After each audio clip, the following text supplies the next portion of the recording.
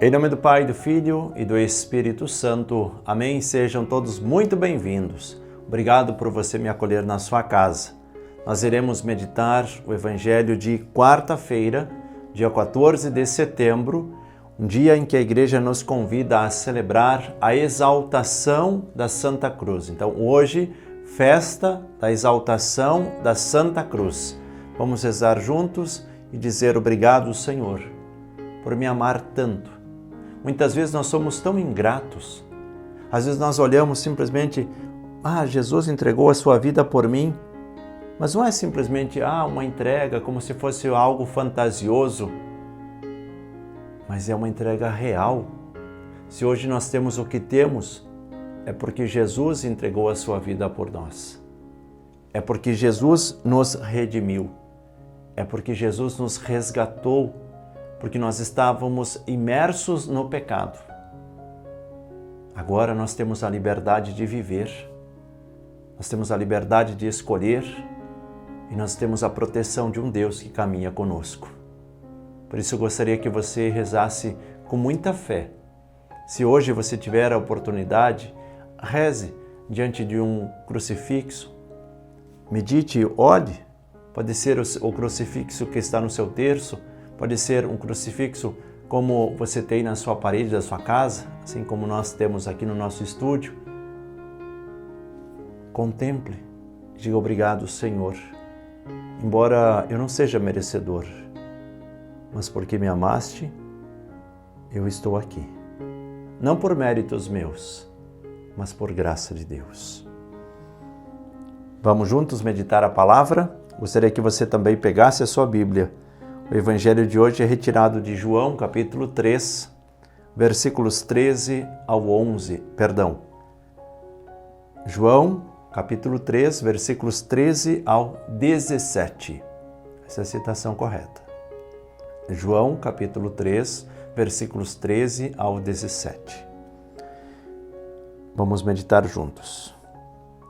Naquele tempo, disse Jesus a Nicodemos: Ninguém subiu ao céu a não ser aquele que desceu do céu, o Filho do Homem. Do mesmo modo como Moisés levantou a serpente no deserto, assim é necessário que o Filho do Homem seja levantado para que todos os que nele crerem tenham a vida eterna. Pois Deus amou tanto o mundo que deu o seu Filho unigênito, para que não morra todo o que nele crer, mas tenham a vida eterna. De fato, Deus não enviou o seu Filho ao mundo para condenar o mundo, mas para que o mundo seja salvo por ele. Palavra da salvação. Glória a vós, Senhor. Vamos juntos meditar a palavra deste dia. Meus irmãos e minhas irmãs, sempre que nós meditamos o Evangelho de João, ele é muito mais denso assim. João, ele organiza muito bem o seu pensamento e praticamente cada palavra está ali naquele lugar certo, mostrando a direção certa. Por isso nós vamos detalhar o texto de hoje, embora a gente não tenha muito tempo, mas para que você consiga compreender que existem coisas que podem ser evitadas, podem ser mudadas, mas tem coisas que são necessárias, assim como o próprio Jesus nos diz. Diz ele estava falando com Nicodemos: Ninguém subiu ao céu a não ser aquele que desceu do céu, o Filho do Homem.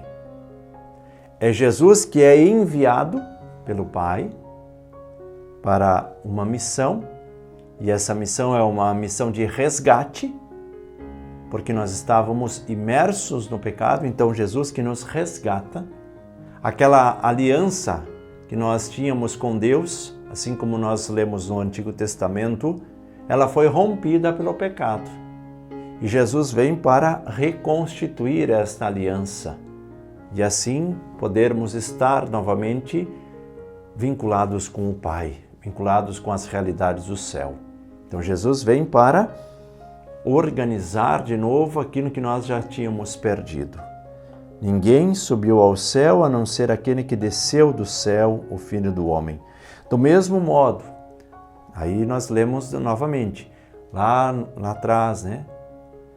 Naquela primeira aliança, onde Moisés levantou a serpente no deserto, assim é necessário que o Filho do Homem seja levantado, para que todos os que nele crerem tenham a vida eterna.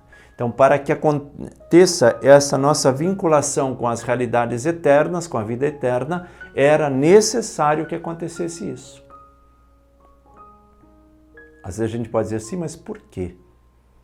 Eu não consigo compreender esta lógica de Deus. Eu não consigo compreender o amor de Deus pela humanidade.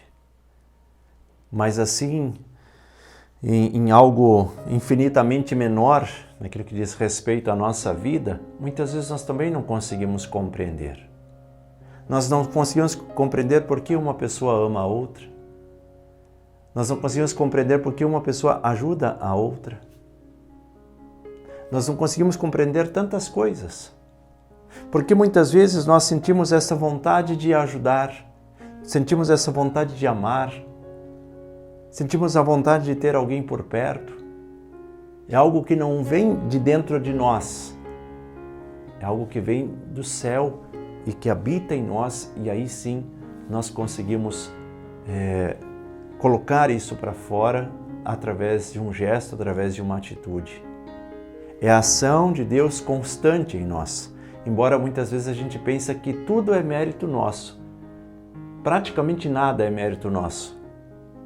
Tudo é a ação de Deus em nós. Como seria bom se a gente se deixasse conduzir mais por Deus e fosse menos rebelde. Às vezes nós somos como aqueles filhos rebeldes. Se o pai e a mãe falam, parece que tem o prazer de dizer que não. Nós precisamos ouvir mais a voz de Deus que fala em nós. Deixar essa naturalidade da vida nos conduzir. Existem coisas, meus irmãos e irmãs, que são necessárias acontecerem para que nós possamos dar um passo. Os filhos na casa dos pais. Muitas vezes é necessário que os pais sejam mais duros e digam: meus filhos, está na hora de vocês irem para o mundo e trabalhar e estudar. Vocês não podem ficar aqui dentro de casa. Porque o dia que o pai e a mãe já não estão mais com vocês, vocês vão ficar sem referência nenhuma. Então é necessário que os pais digam: olha, está na hora de vocês irem estudar. Olha, está na hora de vocês começarem a trabalhar. Ou se você sentar numa mesa com uma criança, ela vai dizer: não, eu quero isso e isso, ao invés do chocolate, ao invés do doce, ou ao invés de um salgadinho. A criança ela vai instintivamente por aquilo que lhe agrada mais, não por aquilo que é melhor para a sua saúde. Assim nós também na nossa alimentação. O que é que nós ingerimos? Coisas saudáveis ou coisas que muitas vezes destroem a nossa saúde e mesmo assim a gente come? Mesmo assim a gente bebe. Então é essa consciência que nós temos que ter. Existem coisas que fazem parte da nossa vida, mas existem coisas que são necessárias. São Paulo vai dizer também: tudo me é permitido, mas nem tudo me convém. É essa análise que nós precisamos fazer. Que o texto de hoje termina assim: de fato, Deus não enviou o seu Filho ao mundo para condenar o mundo, mas para que o mundo seja salvo por ele. Ou seja, a salvação vem única e exclusivamente por meio de Jesus Cristo. É como que um único caminho, uma única via. Se nós queremos a salvação, temos que seguir os passos de Jesus. Nenhum outro caminho leva à eternidade. Por isso, vamos com inteligência seguir os passos de Jesus. Peçamos a bênção de Deus, em nome do Pai, do Filho e do Espírito Santo. Amém. Permaneçamos todos na paz de Deus e até o próximo momento de oração.